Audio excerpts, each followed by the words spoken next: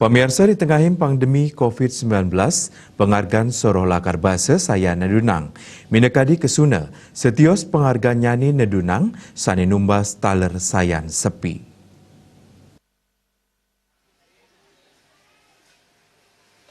Makatah bulan sana sampun lintang, penghargaan kesuna poleh mal nanging muali Nedunang kantos mangkin mepengharga 15 tali rupiah a kilo.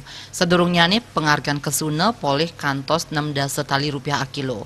Sapunika taler penghargaan bawang kantos timan tali rupiah a kilo, nanging mangkin taler sampun Nedunang.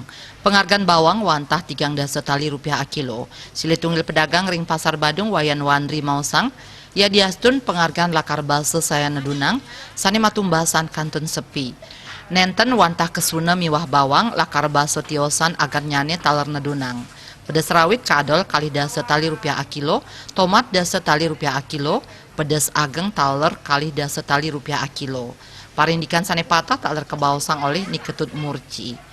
Pungkuran penghargaan bawang saya Nedunang. Sadurungnya nih bawang mepengharga setiman tali rupiah a kilo, sani mangkin tedun kantos mepengharga 3 tali rupiah. Ketut Murci taler mausang, sani matumbasan sayan sepi. Satyo sangkaning suplai sektor pariwisata sane mandek, kayun krama jagi matumbasan taler Nedunang pindah ke ngawinang kahanan nyane sayan sepi. Widya Stuti bisnis Bali nguningaya.